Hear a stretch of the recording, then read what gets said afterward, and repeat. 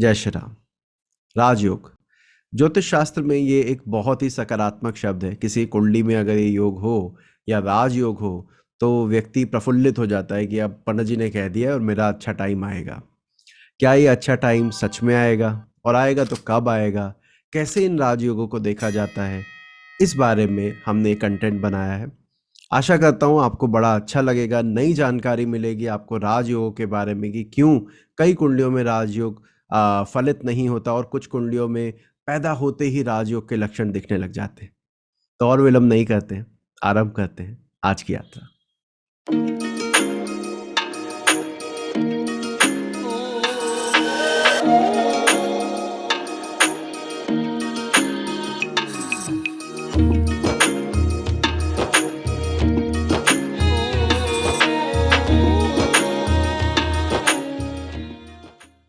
सबसे पहले रश्मिन भाई, गीतू जी, आभा जी, आप सभी का धन्यवाद।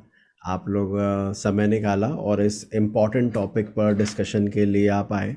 आई नो कोर्स कई लोगों का बहुत पहले कंप्लीट हो चुका है, किसी का थोड़े दिन पहले हुआ है, उसके बाद एकदम से टाइम निकालना it's not easy. And so आज का टॉपिक मैं वैसे तो बता ही चुका हूँ आपको कि राजयोग पर आज हम डिस्कस करेंगे। क्योंकि कई बार हमारे पास लोग आते हैं कि सर मिस्टर, अभी जैसे गीतू भी बता रही थी थोड़ी देर पहले कि एक पंडित जी ने कहा आपकी कुंडली में राजयोग है। अब वो राजयोग है लेकिन उसके बावजूद वो बंदा तो पेनीलेस है या अभी फाइनेंशियल क्रंच से गुजर रहा है, तो वो कहता है यार पता नहीं क्या पंडित जी ने बताया है, तो होता क्यों नहीं है, कुछ तो है नहीं मेरे पास, ये कौन सा राजयोग है। तो इस तरह की कंडीशन कई बार आती है मेरे पास ज़्यादा, क्योंकि मेरे पास मोस्टली वो आते हैं जो कि चार्ट पहले से थोड़ा बहुत जानते हैं, तो उनको वो बता भी देते हैं कि सर मेरी कुंडली में ये योग है, उसके बावजूद मेरी स्थिति ऐसी है। तो मैं चाहूँगा कि इस बारे में आज हम डिस्कस करें और जो भ्रांतियाँ हैं इससे जुड़ी कि भाई कब कब क्या क्या होता है उसको हम दूर करें। तो सबसे पहले एक सिंपल सा क्वेश्चन आप सभी के सामने रखते हैं, राजयोग है क्या? What should we expect from राजयोग? So ladies first, alphabetical order में चलते हैं, आभा के पास चलते हैं, फिर धीरे धीरे करके और उसे पूछेंगे। आभा प्लीज आप बताइए।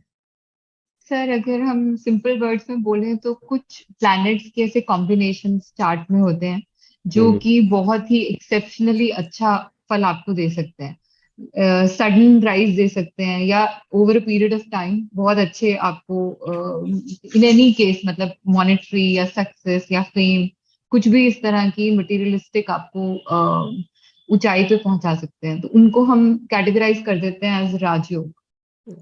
फाइन। सो आपने कहा कोई प्लानिटरी कॉम्बिनेशन जिसकी वजह से नेटिव की लाइफ में सक्सेस और मॉनेटरी गेन के चांसेस हाई हो, तो हम उसको राजयोग की कैटेगरी में डाल देते हैं। ठीक है, गीतू जी आपको क्या लगता है? सर, जनरल टर्म्स में तो सिंपल टर्म्स में यही बोलेंगे कि राजा जैसा जीवन हो तो राजयोग हो गया। मतलब आप ऐसा जीवन जियो कि आपके अंडर लोग काम करें, आपका ऑर्डर माने, अरे आप वाह। फाइनेंशियली वेल ऑफ हो, तो उसको राजयोग बोलते हैं जनरली।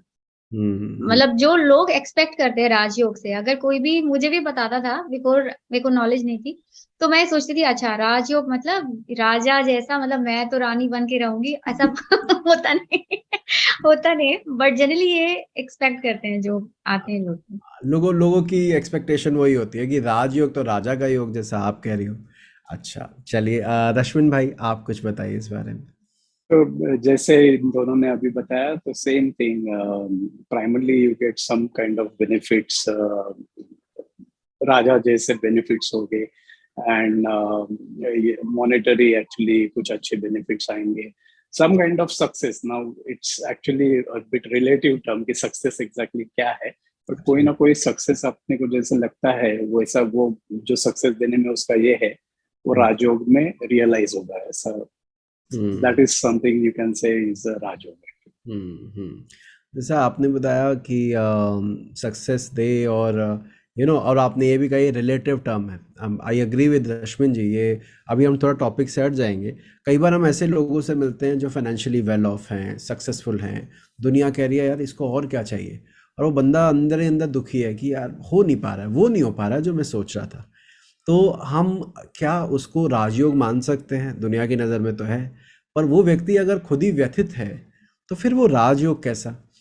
तो खैर इसमें लग्नेश की भूमिका रहती है, उस पर हम देखेंगे। जी। एक और इम्पॉर्टेंट चीज़ मुझे जो लगती है राजयोग को लेकर, कि मैं जो सभी के साथ शेयर करना चाहूँगा, कि ये जो हमारे ज्योतिष के ग्रंथ है उनमें कई सारे ग्रंथ मिडीवियल पीरियड में लिखे गए, लगभग 300 शताब्दी से लेके 2000 तक के बीच में, या मतलब जो भी बीच का जोन रहा उसमें ज़्यादा देखने को पढ़ने को मिलते हैं।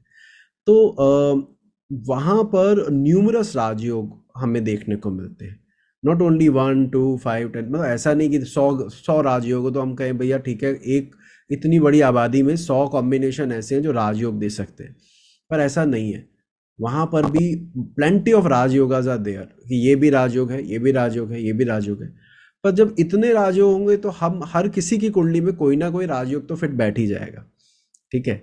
मतलब ये मैं बड़ी अश्योरिटी के साथ कह सकता हूँ कि अगर मेरे सामने 10 बंदे खड़े कर दिए जाएं, या किसी भी ज्योतिषी के सामने खड़े कर दिए जाएं, और उसे थोड़ा भी अगर बुक्स पढ़ी है, क्लासिकल बुक्स पढ़ी है, तो हर किसी एक की कुंडली में मिनिमम 1-2 राजयोग तो बना ही देंगे, बता देंगे ये तुम्हारे में भी है, तुम्हारे में भी है।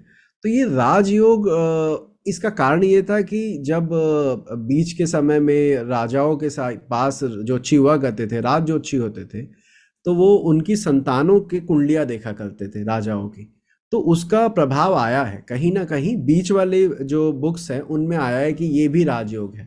जैसा इन्होंने कहा कि तुझे राजा के समान, अब भाई जब बैठी मैं राज दरबार में रहा हूँ तो मेरे पास कुंडलियां भी वैसी ही आएंगी। अब अगर मैं मेडिकल फील्ड से जुड़ा हूँ या ऐसे किसी एनवायरनमेंट में रहता हूँ तो मुझे डॉक्टर ज़्यादा मिलेंगे, स्टाफ, नर्सिंग स्टाफ मिलेगा, वैसे ही एनवायरनमेंट वहाँ था। तो राजयोग बहुत ज़्यादा है, और उसका प्रभाव फिर हमें लगता है कि हर किसी पर तो दिखता नहीं। अगर इतने राजयोग है सबकी कुंडली में, तो सब तो राजा के समान हो नहीं सकते, तो फिर ये फेल क्यों हो जाते हैं, कहाँ हो जाते हैं। तो अब थोड़ा टेक्निकल बात पर आते हैं। आपने बताया राजयोग से हम क्या उम्मीद करें, अब बात करते हैं राजयोग कब कब बनता है, ग्रहों की क्या स्थिति राजयोग बना सकती है। तो अब हम रिवर्स ऑर्डर में चलते हैं, क्योंकि रश्मिन भाई कहेंगे हर बार आभा से शुरू करोगे तो मेरा कंटेंट पहले मुझसे पूछो, तो अब रश्मिन भाई से बात करते हैं। हाँ रश्मिन जी, आप बताइए।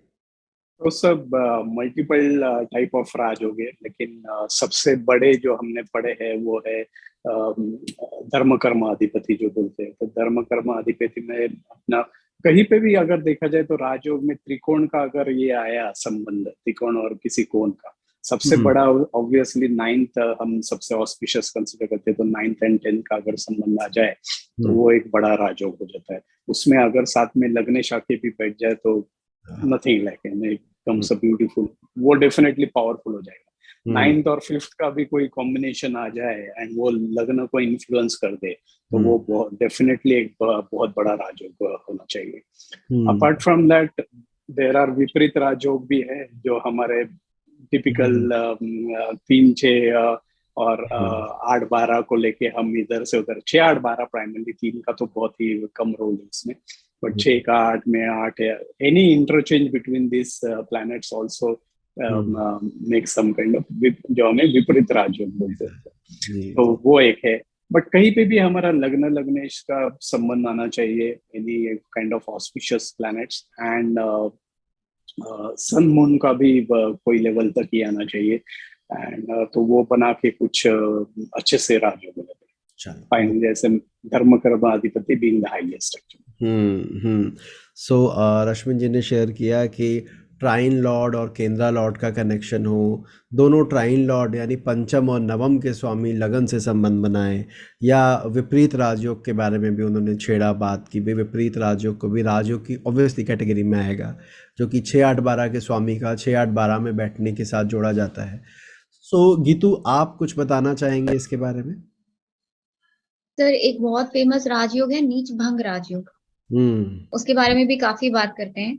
और उस एक पंच महापुरुष मतलब जो योग होता है उसको भी राजयोग की कैटेगरी में रखते हैं कि मतलब अगर कोई भी अदर देन सन मून जो भी प्लैनेट्स हैं वो अगर केंद्र में स्वराशि के या उच्च राशि के बैठ जाते हैं तो उसको हम पंच महापुरुष राजयोग बोलते हैं। उनके अलग अलग नाम है 5, लेकिन उसमें से एक होता है जिसमें केंद्राधिपति दोष भी लग जाता है, फिर वो कैंसिल भी हो जाते हैं। चंद्रमा साथ बैठ गया तो कैंसिल हो जाएगा। There are things. तो आपने इसमें 2 और जुड़वा दिया। आपने कहा नीच भंग राजयोग भी होता है और पंच महापुरुष राजयोग भी होता है, तो वो भी हमें कंसीडर हम कर सकते हैं। बिल्कुल आपकी बात सही है। आभा जी, आप कुछ इस बारे में अपनी तरफ से बताएं। सर जैसा कि इन्होंने बोला, अगेन वही केंद्र त्रिकोणी मेन है, उन्हीं के कॉम्बिनेशन से ज्यादातर राजयोग बनते हैं। और अगर उसमें हमारा लग्नेश या लगन भी आ जाए तो ऑफ कोर्स उसका इफेक्ट ज्यादा देखने को मिलेगा नेटिव की लाइफ के ऊपर।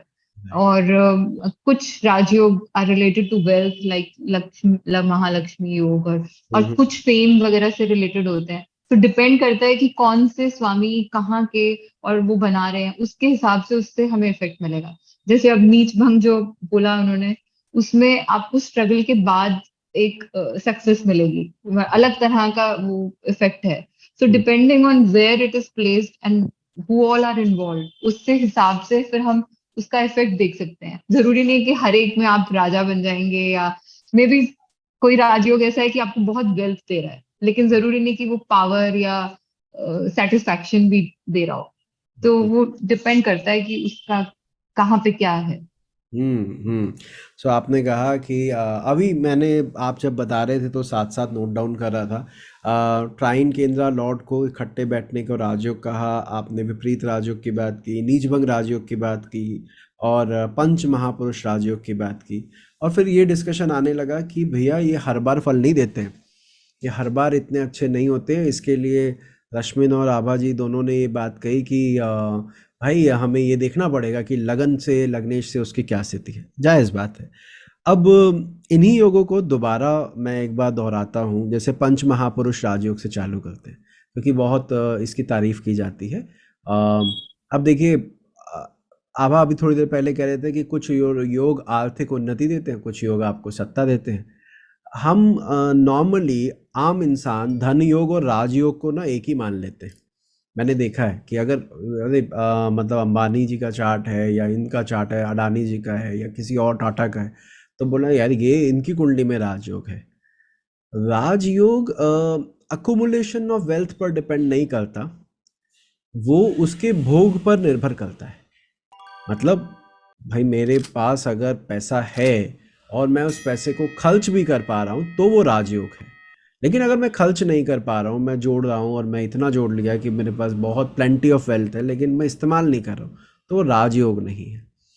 मैं आपको कई संत महात्मा होते हैं जिनका आपने सुना होगा कि कोई पैसा नहीं है, अपने पास कुछ नहीं रखते, लेकिन जिस शहर में जाते हैं उनको देखने के लिए, उनसे मिलने के लिए बड़े बड़े लोग उनके मतलब क्या बोलते हैं, पलके बिछाकर उनका स्वागत कर रहे होते हैं। वो जहाँ जाना चाहें पहले उनके लिए दरवाजे खोल दिए जाते हैं। तो ये भी एक तरह का राजयोग है जो बिना वेल्थ के काम करता है। तो आपको एक इंसिडेंट बताता हूँ। कलकत्ता में मेरा एक बार लेक्चर था, तो वहाँ पर क्या हुआ कि नॉर्मली हम किसी शहर में जाके सम्मेलन वगैरह में कुछ बोलना होता तो होटल बुक कर लिया, अपना वहाँ पर स्टे किया, और उस पर पैसे भी खर्च होते हैं लेकिन कंफर्ट तो होता ही है। सो एक बार क्या हुआ कि किसी सम्मेलन में एक बड़े अधिकारी ने मुझे गेस्ट हाउस वगैरह प्रोवाइड करवाया और बहुत ही कंफर्ट जोन में रखा कि आपको परेशानी नहीं होगी, वहाँ पैसे भी नहीं लगे। तो मैं अगले दिन, मेरा सम्मेलन में मुझे बोलना था, तो मैं उनको यही बोला, मैं ना अब तक मैं धनयोग भोग रहा था, आज मैंने राजयोग का फल देखा है कि आप आराम से बैठे हैं और आपको चीज़ें मिले जा रही हैं। सो ये अंतर है। और पंच महापुरुष राजयोग परफेक्ट एग्जाम्पल हो सकता है कि हमेशा राजयोग पैसा नहीं देगा, क्योंकि पंच महापुरुष राजयोग के बारे में आप लोगों को पता है, फिर भी मैं दोहरा देता हूँ। मान लेते हैं मंगल अगर कुंडली में केंद्र में स्वराशि या उच्च का है, तो वो रुचक नामक महापुरुष राजयोग बनाता है, जो पंच महापुरुष राजयोग में आता है। अब अगर मंगल से योग बन रहा है तो it can give you leadership quality, it can give you highly energetic personality. आप कर्म में विश्वास रखते हैं, काल पुरुष का लग्नेश है मंगल, वो बली हो जाएगा तो आपको लगेगा मैं सब कर सकता हूँ। ये क्वालिटी आपको भीड़ से अलग करके महापुरुष की कैटेगरी में रख देती है। आप अलग अलग तरह से लोग आपको देखते हैं।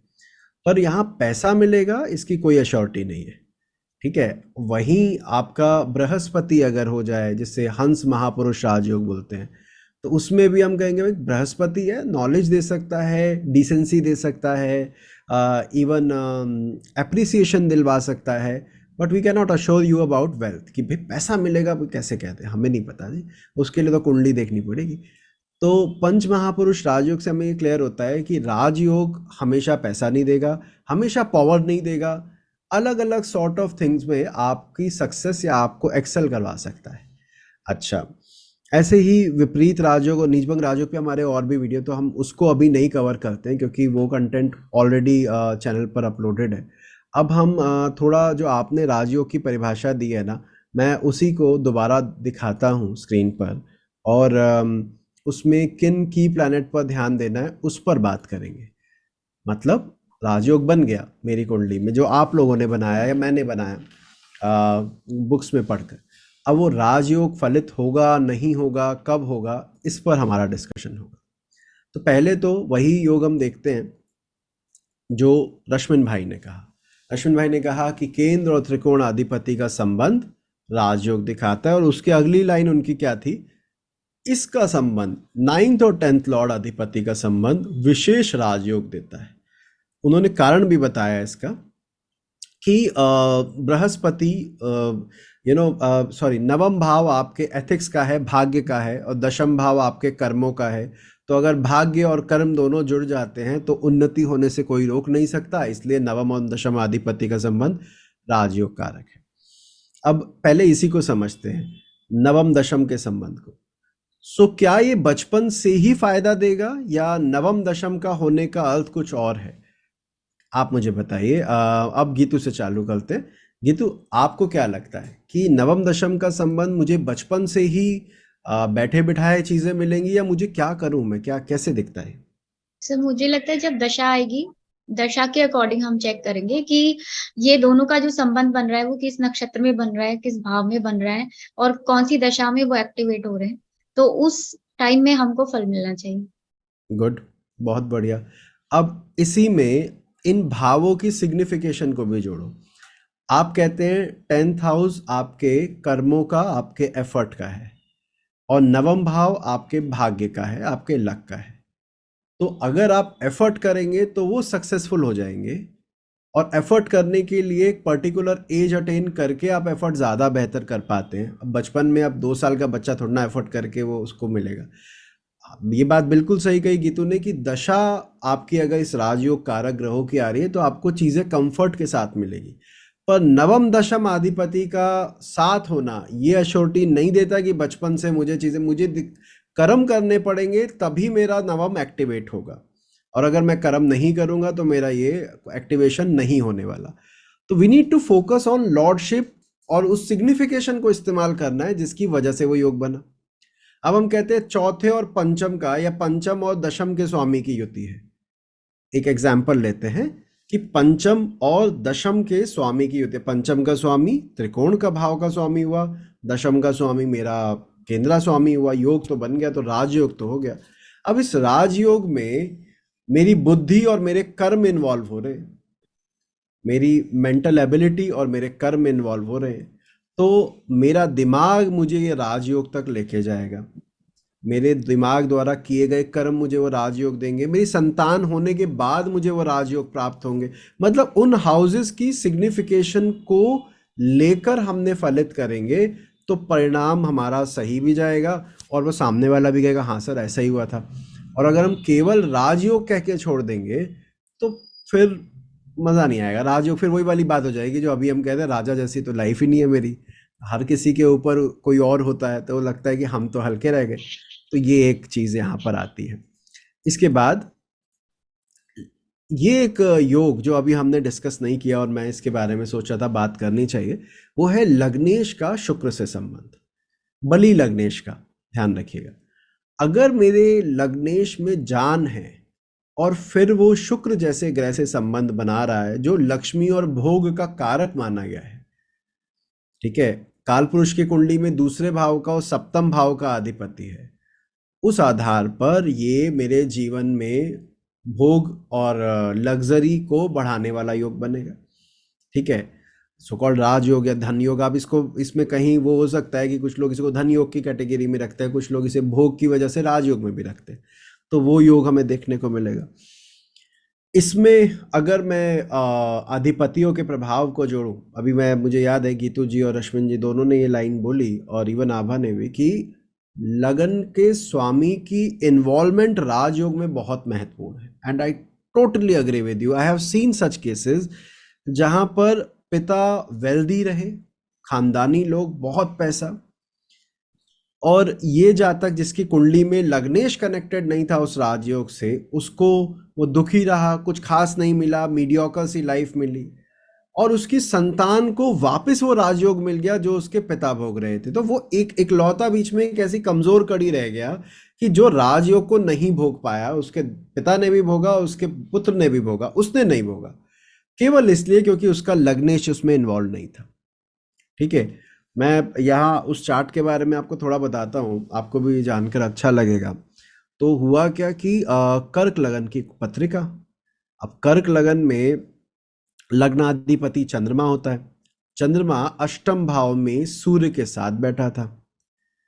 ठीक है, यानी अमावस्या के पास का जन्म था, अष्टम भाव में था, कुंभ राशि में था, और मंगल गुरु की युति इस कुंडली में हो रही थी।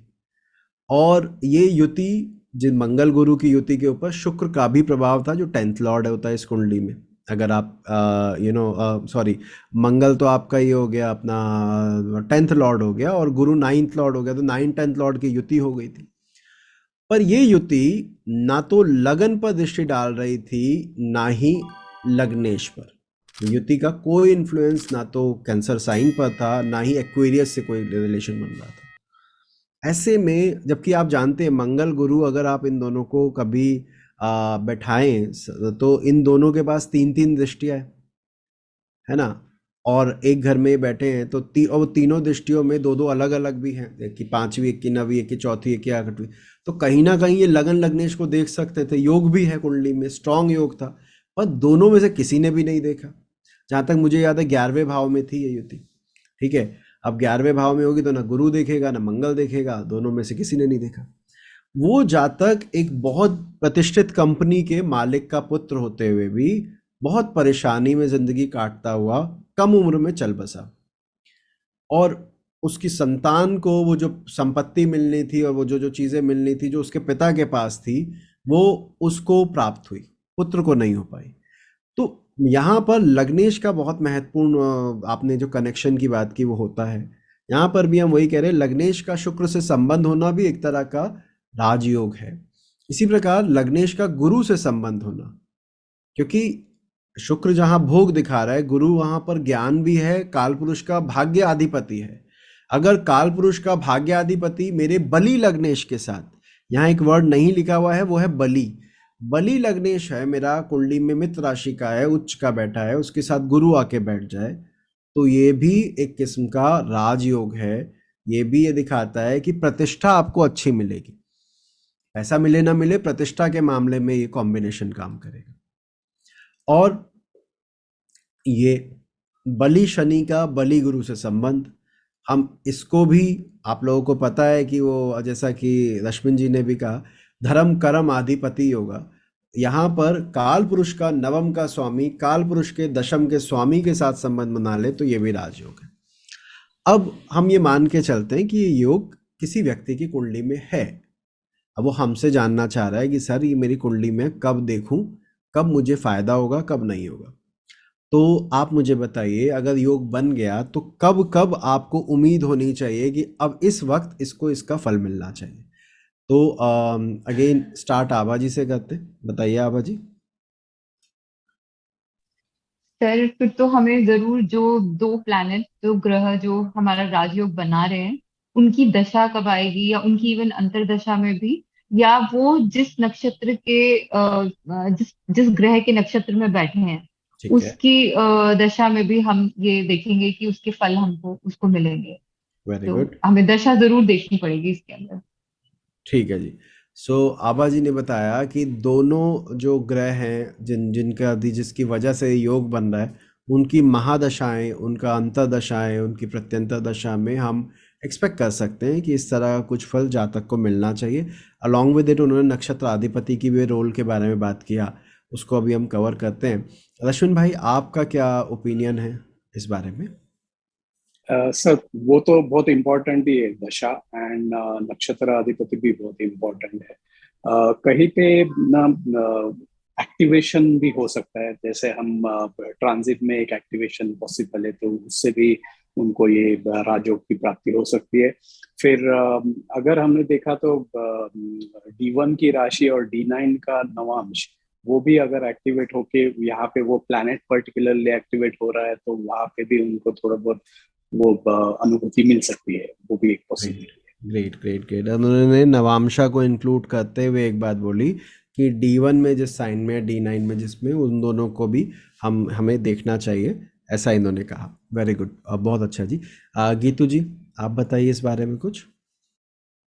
सर मुझे भी जैसे दोनों ने बोला कि दशा तो देखना ही पड़ेगा, नक्षत्र हम चेक करेंगे और किसके नक्षत्र में है, और जो दूसरा नक्षत्र होता है, मतलब जैसे वो किसी के नक्षत्र में बैठे हैं और उनके नक्षत्र में भी कोई बैठा होगा, उस ग्रह की दशा भी आए तो भी ऐसा एक्टिवेट हो सकता है। ट्रांजिट में भी एक्टिवेशन हो सकता है, मतलब सेम योग अगर ट्रांजिट में भी बन जाए किसी ईयर में, तो उस साल वो राजयोग हम भोग सकते हैं। Okay great. तो अभी अगर मैंने एक चीज़ नोटिस की है, नक्षत्रों पर हम बहुत बात करते हैं और पहले धीरे धीरे करके ये चीज़ चलो प्रैक्टिस में आ रही है, बहुत अच्छी बात है।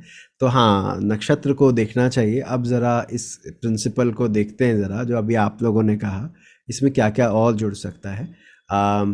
आभा जी कुछ कहना चाह रही, एक बार उनकी सुनते हैं, फिर हम आगे बढ़ेंगे। सर एक और चीज जो मैंने देखी है कि अगर दो जो ग्रह राजयोग में इन्वॉल्व हैं, जैसे एक अगर सप्तम का अधिपति है या फिफ्थ हाउस के लॉर्ड हैं, तो जब उससे रिलेटेड इवेंट होगा, यानी शादी हो या किसी की संतान की प्राप्ति हो, तब भी वो एक्टिवेट हो जाता है। तो वो भी एक बहुत बड़ा मैंने देखा है। Very good. जैसा अभी हम डिस्कस कर रहे थे 5th और 10th वाला कि भाई बुद्धि से होगा, संतान होने के पास होगा, 9 10th का है तो करियर जब स्टार्ट होगा उसके बाद राजयोग मिलेगा।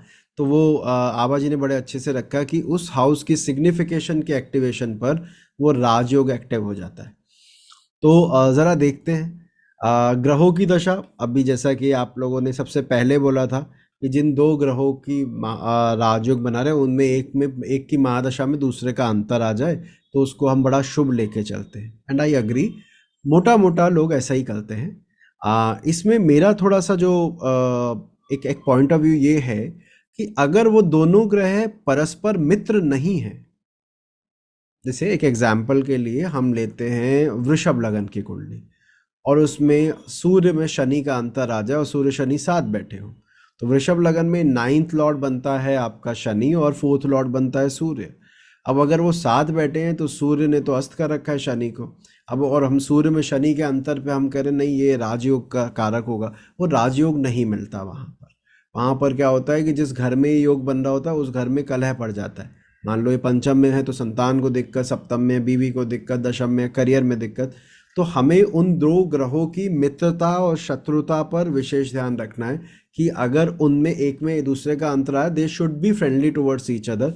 इन that case we can say that कि भैया तुम्हारा तो ये दशा आएगी और तुम्हारा भला हो जाएगा। जैसे गुरु मंगल साथ हो एग्जाम्पल के लिए, और वो राजयोग बना रहे हो, तो गुरु में मंगल, मंगल में गुरु, यस वी कैन से आपका ये टाइम पीरियड अच्छा रहेगा। इसमें एक और इम्पॉर्टेंट चीज़ होती है शुक्र में शनि वाली भी। शुक्र शनि जो राजयोग बनाते हैं वो भी अपनी दशा अंतर दशा में उसका उल्टा हो रहा होता है। अगर वो दोनों साथ बैठे हैं तो बंदा कह रहा होता नहीं सर मैं तो बड़ा परेशान हूँ, मेरे तो दिक्कत है। वैसे ही एक केस मुझे याद आ रहा है, मकर लगन की पत्रिका थी, उसमें 9th हाउस में वर्गो साइन में सैटर्न और वीनस कंजंक्शन था।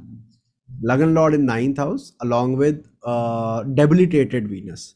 So we can say 5th lord and lagna lord both are sitting together. या आप इसको ऐसे भी देख सकते हो कि लग्नेश और कौन से भाव का स्वामी हो जाएगा ये, दशमेश, लग्नेश और दशमेश दोनों साथ बैठे हैं तो ये भी अपना केंद्र त्रिकोण का संबंध। और व्यक्ति तो कह रहा सर मेरे पास तो सैलरी नहीं है अपने एम्प्लॉयज़ को देने के लिए, तो मेरी तो हालत बहुत ख़राब है। तो ये योग जो है जब दो कॉन्ट्राडिक्टरी प्लैनेट इकट्ठे बैठते तो उनमें उनकी एक की महादशा में दूसरे के अंतर से उम्मीद मत करो, रिजल्ट नहीं मिलेगा। एक और इम्पॉर्टेंट बात, अब राजयोग है और उसमें पीड़ित ग्रह की दशा चल रही है तो भी राजयोग नहीं मिलेगा। मतलब आपने दो ग्रहों के योग को राजयोग कह दिया, जैसा कि हमने अभी लिखा भी और हम जानते हैं, बुक्स कहती है ये बात। अब उन दो ग्रहों में अगर परस्पर शत्रुता है, साथ बैठे हैं और जो ग्रह पिट रहा है, आपने उसकी महादशा को बोला इसकी महादशा में राजयोग होगा क्योंकि ये फलाने योग में इन्वॉल्व हो रहा है, हम कहेंगे भाई नहीं होगा, नहीं होगा, क्योंकि वो पीड़ित है, वो इस योग का फल उसको इतना नहीं देखने को मिलेगा। तो हमें ग्रहों की दशा के समय दोनों की स्ट्रेंथ को, दोनों के बेसिक नेचर को, दोनों की फ्रेंडली और एनिमिकल होने वाला नेचर को जरूर देखना चाहिए। इससे इसी जितना इम्पोर्टेंट या इसे थोड़ा और इम्पोर्टेंट है राशि आधिपति की दशा। मतलब जिस राशि में ये योग बन रहा है, मान लीजिए मेरा 9th और 10th लॉर्ड लियो में बैठा है तो मैं कहूँगा सूर्य की महादशा। अगर मेरा 5th एंड 10th लॉर्ड वृषभ में बैठा है तो शुक्र की दशा। अब जिस राशि में ये योग बन रहा हो उस राशि अधिपति की दशा डेफिनेटली राजयोग देती है। अब इसमें आप जानते हैं जब आप दशा शब्द इस्तेमाल करते हैं तो छोटी से छोटी दशा भी हमारे पास 6 साल की है, अगर हम हिमशोत्री लगा रहे हैं तो ऐसी स्थिति में हमारे पास ये होता है कि सर पूरी 6 साल या 20 साल या 18 साल या 19 साल जो भी अलग अलग ग्रहों की दशा है, क्या उसमें हर टाइम मैं ये राजयोग देखूंगा? तो हम कहेंगे नहीं, उस महादशा में उन ग्रहों का अंतर और स्पेशली उसका अंतर जो उसमें बलि बैठा था वो आपके लिए राजयोग कारक है। ठीक है, अभी एग्जाम्पल चार्ट लेंगे और क्लियर हो जाएगा। अभी बस हम कॉन्सेप्ट को समझ रहे हैं कि जिस ग्रह की राशि में योग बना उसकी महादशा में उस ग्रह का अंतर जो उन दोनों में ज्यादा बली है या जिसको फायदा हो रहा है, एडवांटेज मिल रहा है, उसको हम लेंगे और कहेंगे भाई ये आपको इसमें ज्यादा अच्छा फल मिलेगा। इसके बाद आपने बहुत अच्छे से बात रखी, बल्कि तीनों ने रखी, कि नक्षत्र अधिपति की दशा। देखिए ग्रहों की युति बाकी लोगों के लिए बता रहा हूँ, ये लोग तो महारथी हैं इसमें तो इनके लिए नहीं है वो, लेकिन फिर भी जब दो ग्रहों की युति किसी राशि में होती है तो चांसेस हैं कि वो किसी नक्षत्र में भी इकट्ठे हो जाए, मतलब इतना क्लोज आ जाए कि एक ही नक्षत्र में बैठे हो, तो उस नक्षत्र अधिपति की दशा राजयोग कारक होती है। ये सबसे ज़्यादा क्या कहूँ मैं, इन ऊपर के अभी 2-3 प्रिंसिपल में जो टेस्टेड देखे गए हैं वो इसमें परिणाम ज़्यादा बेहतर देखने को मिलते हैं। तो here we are talking about Vimshottari dasha. बाकी वही प्रिंसिपल लगाना जो राशि अधिपति का बोला कि नक्षत्र अधिपति की महादशा में बलि योग कारक या राजयोग में जो बलि ग्रह है उसका अंतर स्पेशली फायदेमंद होगा। ठीक है, तो वो इसको इंडिकेट करता है। इसके बाद जो रश्मिन जी ने कहा नवांश अधिपति की महादशा, ये भी देखिए एक नवांश में होने के लिए दोनों ग्रहों का बहुत क्लोज होना जरूरी है, उनके बीच का अंतर 3 डिग्री 20 मिनट से कम होगा तभी एक नवांश में हो सकते हैं। तो अगर दो ग्रह इतना क्लोज बैठे हैं और ग्रह युद्ध भी नहीं है तो जिस नवांश में वो जिस राशि में गए हैं, मतलब अगर कन्या में गए हैं तो नवांश में, तो हम कहेंगे बुध की अंतर्दशा, तुला में गए तो शुक्र की दशा, ऐसे करके हम उस दशा को लेंगे, राशि अधिपति की दशा को लेंगे और बोलेंगे भैया मैं एक एग्जांपल के साथ बताता हूँ। जैसे मान लीजिए अगर हमारा ग्रह कुंडली में मीन राशि में राजयोग बना रहे, दो ग्रह मीन में इकट्ठे बैठे और नवांश में दोनों उठ के कन्या में चले गए दोनों, तो हम कहेंगे गुरु में बुध का अंतर राजयोग कारक दशा को इंडिकेट करता है। बुध में गुरु का, गुरु में बुध का, ये हमारा राजयोग को इंडिकेट करता है। नक्षत्र अधिपति को देखना बहुत जरूरी है। एक ये लाइन ये कभी आपने मतलब कम ही सुनी होगी, मैं कह रहा हूं पापी ग्रह जो इस योग में बैठ जाए उसकी दशा। आशा करता हूं इस वीडियो का पहला भाग आप लोगों को समझ आया हो और आपको आनंद भी आया हो। यदि हाँ तो इस वीडियो को लाइक करना मत भूलिएगा। इसका अगला भाग अगले 2-3 दिन में इसी चैनल पर उपलब्ध रहेगा। यदि आप इस चैनल पर नए हैं तो इस वीडियो को और इस चैनल को सब्सक्राइब करना मत भूलिए, सो दैट आपको ऐसे और 550 ज्योतिष के ज्ञानवर्धक वीडियो मिलते रहे। मिलते हैं अगली बार इसी विषय के साथ। जय श्री राम। क्या पूर्णिमा के दिन पैदा होने के भी कुछ दोष हैं जो कुंडली को खराब करते हैं? यदि इस बारे में जानकारी चाहते हैं तो ऊपर दिए गए इस वीडियो पे क्लिक करें। हमारी लेटेस्ट वीडियो के लिए आप नीचे क्लिक कर सकते हैं।